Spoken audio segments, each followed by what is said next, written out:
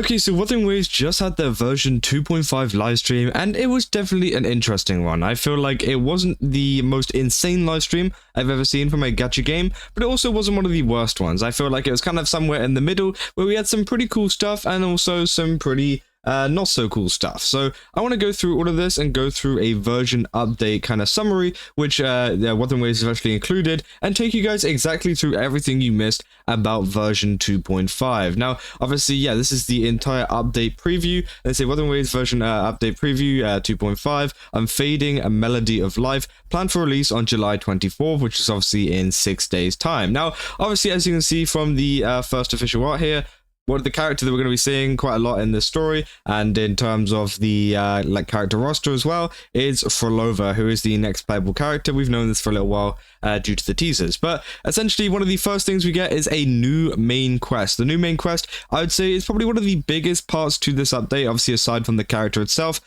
which, yeah, obviously is going to be chapter 2, act, I think that's 7. I think that's 7, Act 7, and essentially, yeah, it's going to be very Phrolova heavy involved, and there was a lot of really cool stuff that they actually included in the trailer from the live stream itself, including Fenrico actually coming back, and, you know, maybe we're going to have a little bit more lore on him and stuff to do with, like, the Order and everything like that, which I think is actually going to be a very interesting story. I'm very excited to see that, because, again, I was thinking, where the hell is Fenrico at? We haven't seen him in quite a while, but it seems like he is back. Now, they also included another story feature, which is an overture feature, which they don't really describe much here, but essentially what it is, it gives you a little bit of an extra context before a story comes out. For example, in the future, obviously, we're going to meet more about Augusta and Ayuno and all these other people as well, and obviously, they're trying to kind of bring you into the story a little bit more by giving you these short story things, which looks like just kind of like a menu thing. It's not going to be like a quest or anything like that. I think it's just a menu thing with some like kind of information.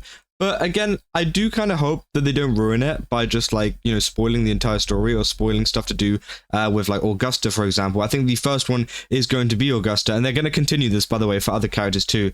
Again, I hope that this is just like new information that we won't find out in the quest, because obviously I think the impact of a new character appearing and featuring in a quest is actually really strong whenever it comes to a gacha game. So I'm hoping that they do kind of look at that and, you know, they don't mess up the impact that Augusta will have by appearing in the quest by adding something like this, because obviously it wouldn't be so nice if they just, you know, kind of spoiled everything to do with their character and what she's like, etc., etc.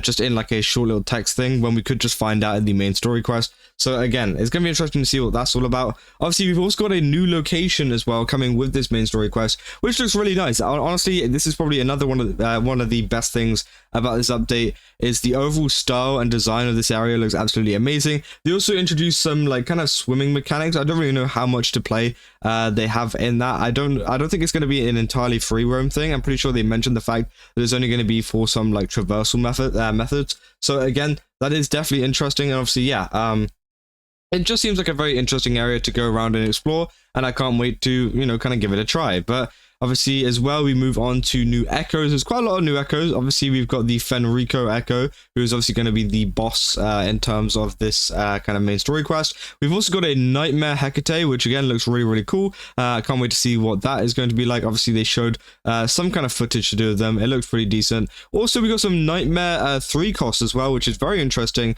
Obviously, for people that want to run some 3 cost kind of setups, I think that's actually really, really cool, because obviously we've been kind of locked into this whole like 5 cost kind of whatever you want to call it. Like, you know, obviously you'd run like a Hecate or something like that, and you'd be kind of locked into that as using it as your main stat one, which obviously some people want to kind of change it up a little bit. So hopefully these Nightmare Echoes can help out with that. We've also got a new Phantom Echo as well for Inferno Rider, which is nice. Also a new Sonata effect, which seems to be obviously kind of going around the whole Phrolova thing. It's a 3-piece set holding 0 resonance energy, increases crit rate by 20%, and grants 35% echo skill damage bonus. So again, this is a very Phrolova based new Sonata set, which is interesting too. Also, they've added a ton of optimizations, which also is a really cool part about this update. Obviously, they're saying that this feature, so they got an echo management feature saying this feature allows you to set up an auto lock or auto discard plans in the data bank. You can create management plans for echoes based on quality, cost, Sonata effects, and main stats. When a new echo is obtained, it will automatically be locked or marked for discarding according to the active plan. So that's really cool. Obviously, it helps you kind of control, you know, how your echoes are managed a little bit more, which I think is very nice. Also got the sync tuning options, which have been added to the echo upgrade. With sync tuning option enabled, tuners will automatically be added whenever you upgrade an echo, which I think is really cool. It saves you a little bit of time of going like backwards and forwards. Also, we've got more presets for the teams. Again, you can have now 10 teams, 4 presets, which is really nice because I was running out of space myself. Also, we've got an on-off resonator skill music kind of toggle, whatever you want to call it. Obviously, for the specific resonators that use music within their kind of abilities. Not cartethyia, what's her name? Cantarella. Not Cantarella. No, it's what's that? Chacona. There's so many C's, bro. We got Carlotta, Cantarella, Cartethyia, Chacona. It's Chacona. Chacona's obviously ultimate, where she dances around, does a little bit of a singing, and yeah, that's just to kind of disable that. If you don't like that, I'm going to be keeping it on because I do like that song. Obviously, as well, we've got the new resonator, Phrolova, who looks absolutely amazing, by the way. It definitely surprised me in terms of how far that she went with it. The ultimate looks really cool, the abilities are really cool, and she's got a very unique style of play, which I'm very excited to see in the game. Now, we've also got the upcoming featured resonator convenes as well. This is a little bit of a slower one, I would say, because obviously we've got Phrolova and then also Rocha, who Rocha is going to work well with Phrolova just for the kind of havoc damage and stuff like that, which again, that's a good pairing. And then we've also got Cantarella, who's also going to apparently work well with Phrolova too, as well as Brandt. So again, we're going to have one of those periods in time where we're going to have a phase 2 banner where things might be a little bit boring. I think, for example, with Wuthering Waves' last update, it's a little bit more exciting because obviously we had the Cartethyia quest and, you know, Cartethyia coming out. And then we also had Lupa coming out as well, which just kind of spiced things up a little bit. And also we had the Lupa quest going alongside that. But I feel like this update is going to feel much more slower due to the fact that we have these reruns and people don't care about reruns as much. So again, just be wary that that is probably going to be an issue that some people have. We've also got the new weapon for Phrolova, which looks absolutely amazing, by the way. A violin, obviously fitting in with a whole musical kind of design, which I really, really like. Also, we've got the other weapons for the other characters as well coming out too.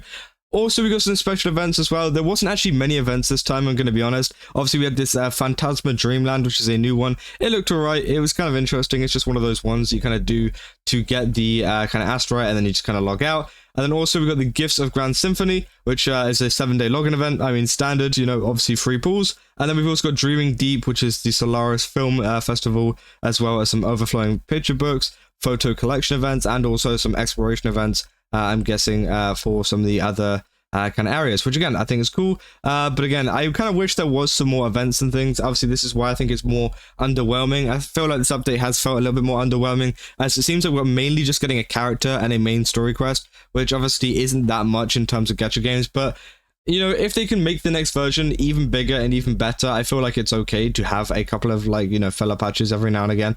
Obviously, they talk about the fact that they're going to have Phrolova-themed merchandise, which I'm very excited about. Can't wait to see what actually comes from that, and I hope that it comes out over here. And also, we got a themed colored vinyl box, which I think is interesting too, which I might actually get and add to my vinyl collection as well. But again, obviously, all of this stuff looks very interesting. I think all of it looks cool. I mean, there's a lot of stuff that you can do, but for a 2.5 update, I think it's just pretty mid. I'm gonna be honest. Like, I'm not gonna like overglaze this game or anything. I feel like they could have done a lot better, but at the same time, as I said, I don't think there's anything wrong in having a slower patch or having a kind of, you know, mid patch. Again, it would have been nice to see this quest do better for Phrolova's sake.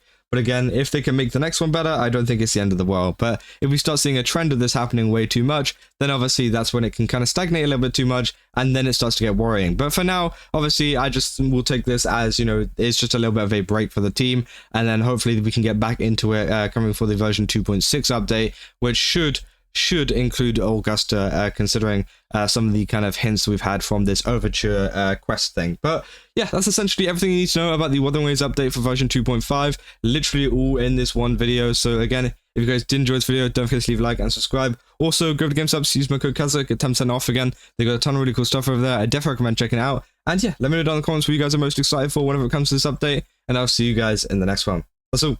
See ya.